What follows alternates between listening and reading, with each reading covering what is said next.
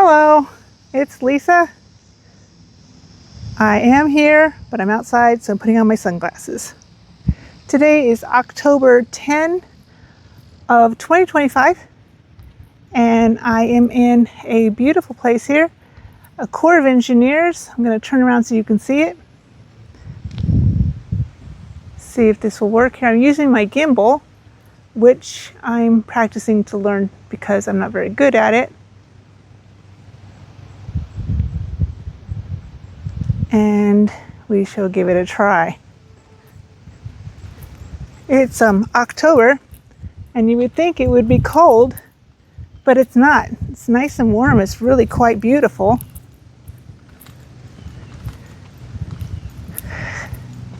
So my husband and I are on our way to Biloxi, Mississippi, and we're going there because my husband has cancer. And we found out about it June 30th of this year. And we wanted to spend some time with our children, so we went ahead and did the first part of his chemo treatments in Omaha, Nebraska. We have 30 days off before he has to start his second part. So the first part, he took 3,000 milligrams of chemo pills in the morning and 3,000 kilograms of pills in the evening. Here we are at the water. This is the Arkansas River.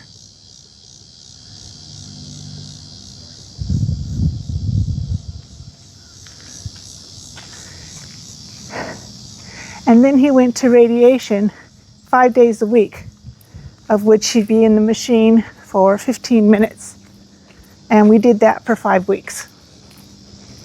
And that was exhausting. We lived 50 minutes away, 55.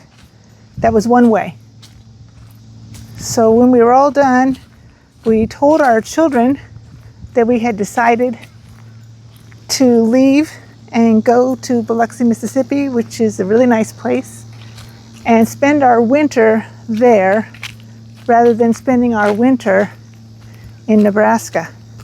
Because winter in Nebraska is blizzards, and I live in a motorhome, and it gets extremely cold. And because my husband doesn't like the cold, but he likes Biloxi, Mississippi, which can get a little chilly, but not cold, cold. So here we are again, the Arkansas River, just beautiful. So this is our third Corps of Engineers campground we've gone to. If you've never been to a Corps of Engineers, every single one of them has been beautiful. And I'm going to be putting up some videos on our experiences at these campgrounds. When we reach Biloxi, we have some appointments with the nurse practitioner.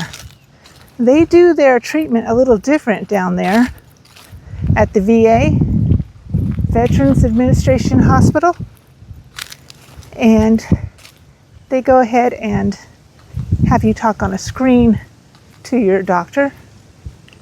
Our doctor sent our information to them, and we're going to ask them to go ahead and continue with that and follow what the doctors back at the University Medical Center of Omaha, Nebraska started.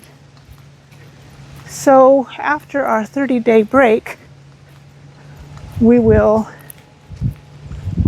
start chemo. So this chemo will be different. It's liquid. It has to be made specifically for you with the instructions of your doctor. And my husband got a port. They cut a small hole in his chest and inserted a little machine, and then they took a tube and inserted it up through his neck so that when they put the chemo in, it takes 4 hours, and it will go directly into his bloodstream. And then we wait 3 weeks and we do it again. And we're going to do this 5 times. It's going to take, 15 weeks to get that done. And then when we're all finished, oh, by the way, while he's doing that, he will also be taking those pills again. So it's going to be like a double whammy.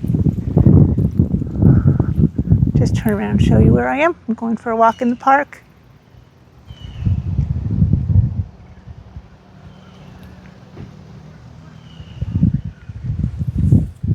So I think of this next portion as a tsunami. We don't know what's coming. We've never done this before. And that's one of the reasons we wanted to do these videos. Because when we first got the news, I went on the internet trying to figure out what was going on. All we were told was, you have cancer and we've made you a doctor's appointment. That was it. So I went ahead and looked up the internet to see, what does that mean? He has cancer. What can I learn? I wasn't a lot to learn. What I saw was that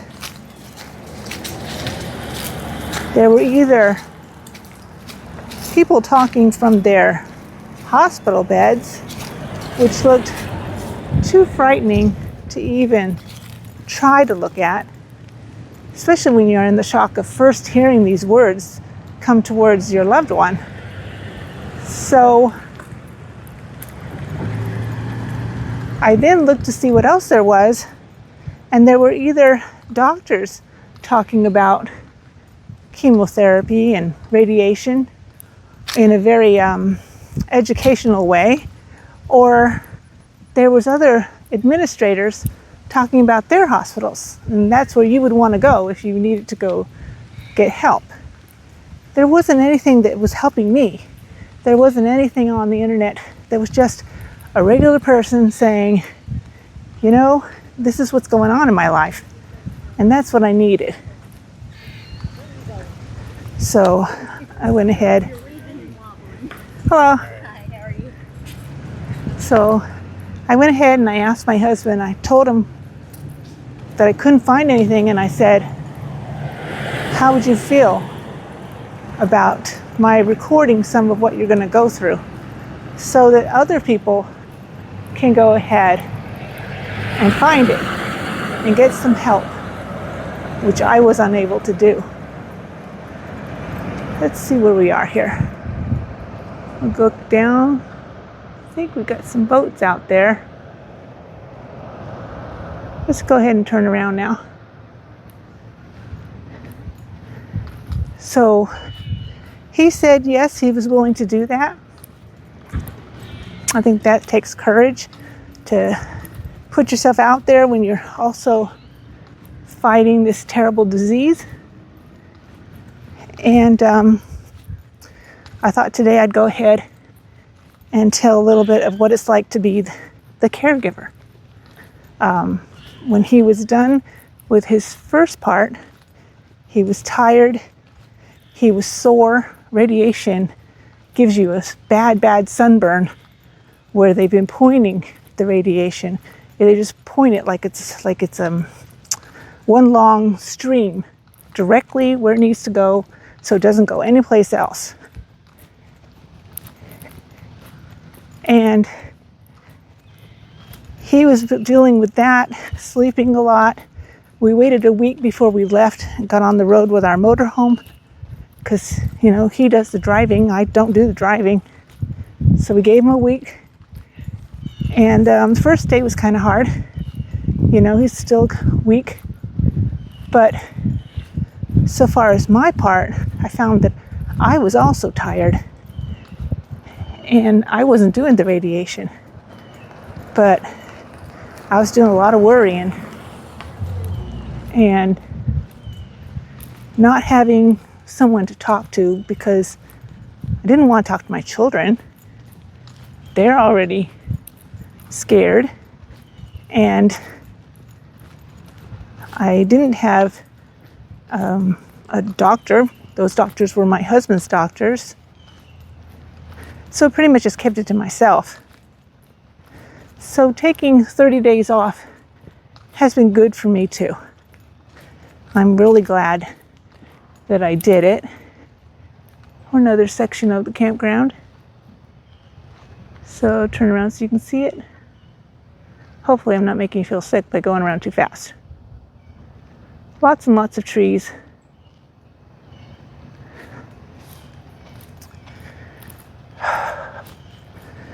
So we're feeling better, both of us, and he's out golfing. Told him to golf as much as he wants, because I don't know what's going to happen. Will he want to golf? Will he feel okay? I have no idea.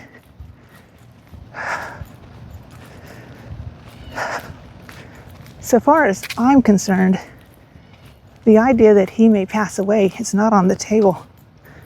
The doctor didn't say that. The doctor said that he had the cancer that was 60% curable, and that she personally had cured everyone who come to her. I believe that's what she said.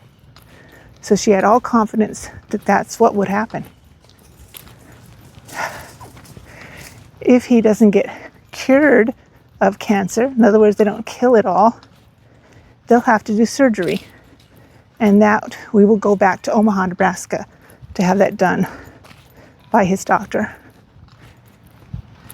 And he will have to have a bag that comes out of his stomach, and he won't be able to just do a number 2 like the rest of us ever again. But I told him, I said, I don't care. I care that you are going to be fine either way. That's what I care about. Let's see, where are we? We have gone for quite a walk. Let's go this way. We'll take a path.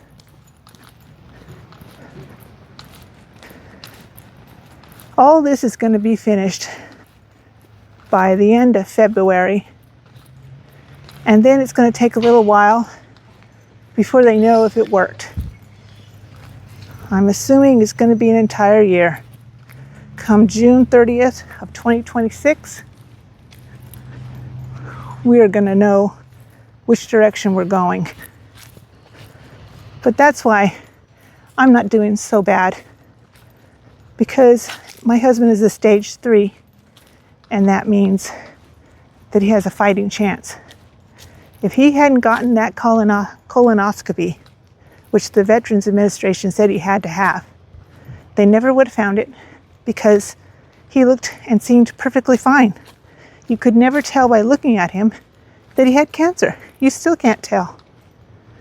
So thank God he went and did that, and we found out. So he's not a stage 4. Stage 4, I believe this, don't hold me to it, but I believe when you get to stage 4, they're simply trying to make you comfortable and to manage it the best they can. So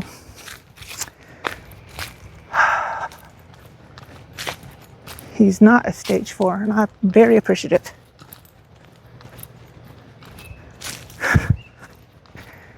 I appreciate you guys listening to me ramble on and going with me on one of my walk and talks. And I like the opportunity to share this park with you. And I have 3 channels now because I kept going so many different subjects. I have wandering full-time RVers, where, we live in a motorhome and we go places, so that seemed appropriate.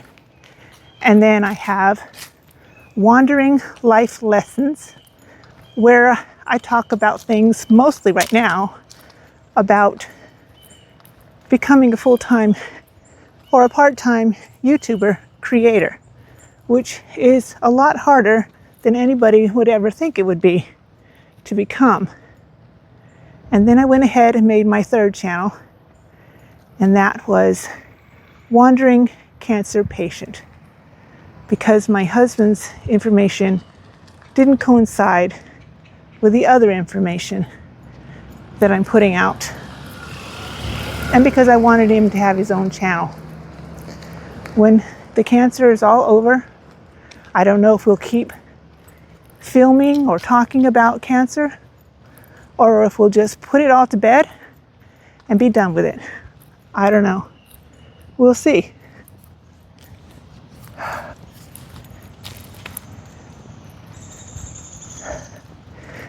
If you look at my husband's so far we have two right now, videos talking about cancer. He spends a little bit of time talking about his father and his uncles, and how when you said something like you have cancer to them, it was a death sentence. It was only a matter of time. So if he had to have it, thank goodness he got it in 2025, not back when his uncles got it, I believe probably 1977. That was the year he joined the Air Force. So I wouldn't be surprised if that was around the time that happened.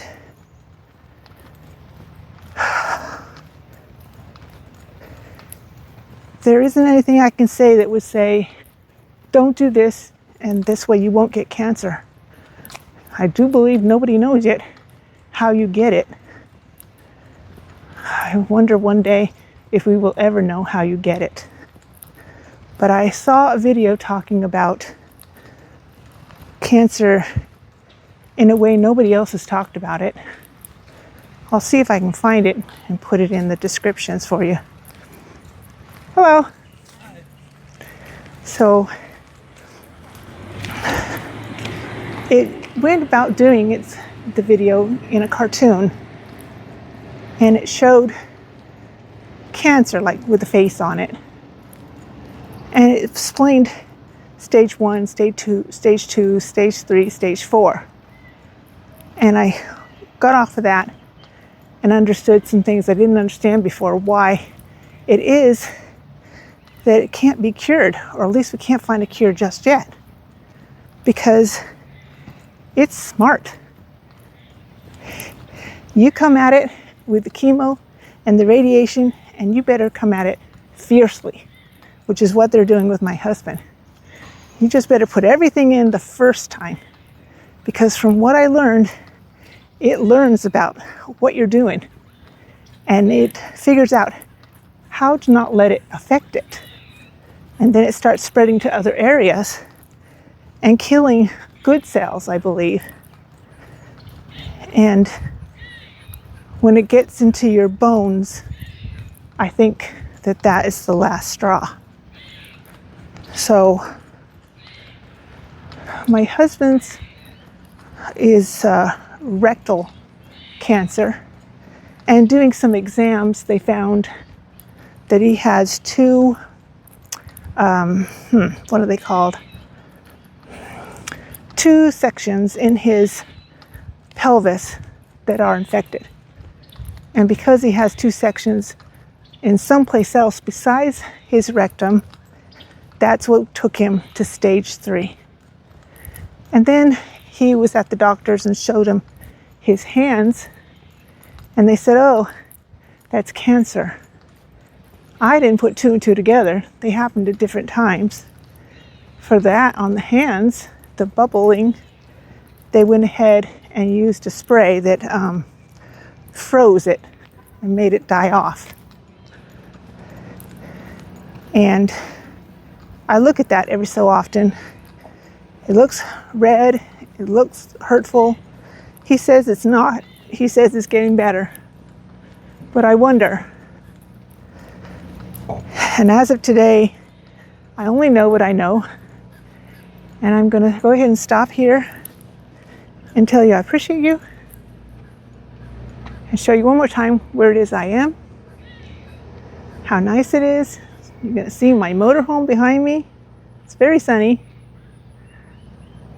Put my glasses back on. I feel better with the glasses on.